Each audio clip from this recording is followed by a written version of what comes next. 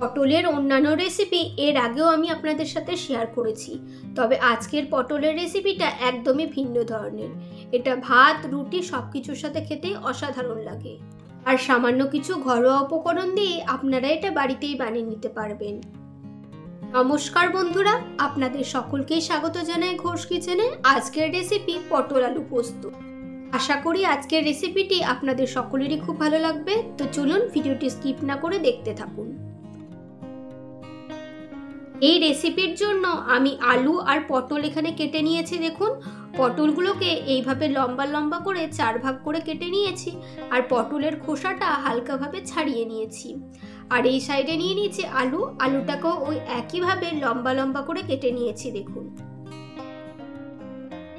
এবার আমি কড়াইয়ের মধ্যে দিয়ে দিচ্ছি সর্ষের তেল। সর্ষের তেলটা ভালোভাবে গরম হওয়া পর্যন্ত অপেক্ষা করব। তেল ভালোভাবে গরম হলে আমি এর মধ্যে আলুগুলোকে প্রথমে অ্যাড করব। আলুগুলোকে মিডিয়াম ফ্লেমে 3 থেকে 4 মিনিট মতো ভেজে নেব, তাহলে আলুগুলো অনেকটাই সেদ্ধ হয়ে যাবে। 3 থেকে 4 মিনিট কুক করার পর দেখুন আলুর কালারটা হালকা হালকা চেঞ্জ হতে শুরু হয়েছে আর আলুটা এই সময় 30% মতো কুক হয়ে গেছে। এই সময় আমি এর মধ্যে পটলগুলোকে অ্যাড করলাম। পটলগুলোকেও গ্যাসের ফ্লেমটা লো টু মিডিয়ামে রেখে আরও 2 থেকে 3 মিনিট মতো সব কিছুকে একসাথে ভেজে নেব। আর এই সময় কোনো রকম লবণ বা হলুদ আমি দিচ্ছি না, তাহলে সবজি থেকে জল ছেড়ে দেবে, তখন এটা ভাজা হবে না, সেদ্ধ হয়ে যাবে। পটল আর আলুটাকে 50% মতো ফ্রাই করে নিয়েছি, এর থেকে বেশি ভাজার প্রয়োজন নেই। এই সময় এগুলোকে তুলে নিচ্ছি আমি। এই রেসিপির জন্য আর কি উপকরণ আমি নিয়েছি চলুন দেখে নিন।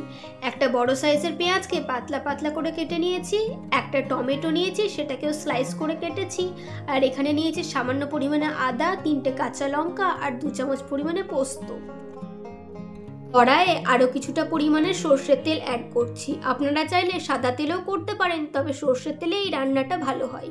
তেল ভালোভাবে গরম হলে তাতে 2টো গোটা এলাচ, একটা গোটা শুকনো লঙ্কা আর 1/2 চামচ পরিমাণে গোটা জিরে ফোড়ন দিলাম। এই সব কিছুকে একবার তেলের মধ্যে ভালোভাবে নাড়াচাড়া করে নেব। ফোড়ন থেকে সুগন্ধ ছেড়ে দিলে আমি এর মধ্যে অ্যাড করব পেঁয়াজটাকেও গোল্ডেন ব্রাউন করে খুব ভালোভাবে ভেজে নিতে হবে। কয়েক মিনিট নাড়াচাড়া করার পরই দেখুন পেঁয়াজের কালারটা চেঞ্জ হয়ে এসেছে। এই সময় আমি এর মধ্যে মশলার পেস্টটা অ্যাড করে নেব। আদা, পোস্ত আর কাঁচা লঙ্কার পেস্টটা আমি এই সময় এর মধ্যে দিয়ে দিলাম। মিক্সার জারে যেহেতু অনেকটাই মশলা ছিল, তাই সামান্য পরিমাণ জল দিয়েও সেটাকে এর মধ্যে অ্যাড করে দিলাম। এবার এই মশলাটাকে খুব ভালোভাবে কষিয়ে নিতে হবে। আর এই সময় আমি এর মধ্যে কিছু গুঁড়ো মশলাও অ্যাড করব। প্রথমে এর মধ্যে দিচ্ছি সামান্য পরিমাণে হলুদ গুঁড়ো, 1/2 চামচ পরিমাণে দেব কাশ্মীরি লঙ্কার গুঁড়ো আর দেব 1/2 চামচ পরিমাণে ধনের গুঁড়ো। গুঁড়ো মশলাগুলোকেও সব কিছুর সাথে খুব ভালোভাবে মিক্স করে কষিয়ে নিতে হবে, যতক্ষণ না পর্যন্ত মশলা থেকে তেল ছেড়ে দিচ্ছে। মশলা থেকে তেল ছেড়ে দিলে আমি এর মধ্যে অ্যাড করলাম টমেটোটা দিয়েও একবার সব কিছুকে খুব ভালোভাবে মিক্স করে নিয়েছি। আর দেখুন মশলা থেকেও তেল ছেড়ে দিয়েছে। এই সময় আমি এর মধ্যে আলু আর ভেজে রাখা পটলটা অ্যাড করে দিলাম। এবার আমি এর মধ্যে দিয়ে দিলাম 1 চামচ পরিমাণে লবণটা আপনারা অবশ্যই স্বাদ অনুসারে দেবেন। আর স্বাদটাকে ব্যালেন্স করার জন্য সামান্য পরিমাণে চিনি। লবণ আর চিনি দেওয়ার পর সব কিছুকে একবার ভালোভাবে মিক্স করে নিলাম। আর যেহেতু এই সময় লবণ দিলাম, এবার সবজি থেকে আপনি জল ছাড়তে শুরু হবে, তাই গ্যাসের ফ্লেমটা লো করে ঢাকা চাপা দিয়ে এটাকে 10 মিনিট মতো কুক করে নিয়েছি। দেখুন সবজি থেকে দেখুন অনেকটাই জল ছেড়ে দিয়েছে, তার মধ্যেই সমস্ত কিছু খুব ভালোভাবে সেদ্ধ হয়ে গেছে। যেহেতু ভাজার সময় সব কিছু 50% মতো কুক হয়েছিল, তাই এই রান্নাটা হতে খুব বেশি সময়ও লাগে না। সব কিছুকে আরেকবার মিক্স করে নিলাম আর চেক করে নিচ্ছি যে সমস্ত সবজি ভালোভাবে সেদ্ধ হয়েছে কিনা। সব কিছু ভালোভাবে সেদ্ধ হয়ে যাওয়ার পর আমি এর মধ্যে গ্রেভির জন্য 1/2 কাপ পরিমাণে জল অ্যাড করলাম। জলটাকে অ্যাড করেও সব কিছুকে একবার মিক্স করে আরও 2 থেকে 3 মিনিট মতো কুক করে নেব। দেখুন একদম মাখো মাখো হয়ে গেছে। এবার নামানোর আগে সবশেষে এর মধ্যে 2টো কাঁচা লঙ্কাকে চিড়ে অ্যাড করে দিলাম।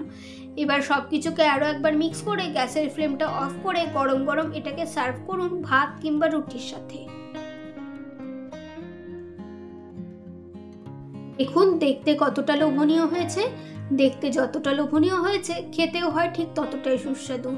আর একদম সামান্য মশলা দিয়ে আপনারা খুব সহজেই এটাকে বানিয়ে নিতে পারবেন। আশা করি আজকের রেসিপিটি আপনাদের সকলেরই খুব ভালো লেগেছে। ভিডিওটি ভালো লাগলে অবশ্যই লাইক করবেন আর পরিচিতদের মধ্যে শেয়ার করতে ভুলবেন না। আপনাদের মতামত কমেন্ট বক্সে জানাবেন।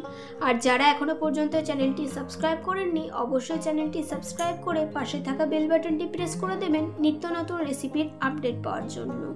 আজকে এই পর্যন্তই, দেখা হচ্ছে নেক্সট এপিসোডে নতুন কোনো রেসিপি নিয়ে। ভালো থাকবেন, সুস্থ থাকবেন, ধন্যবাদ।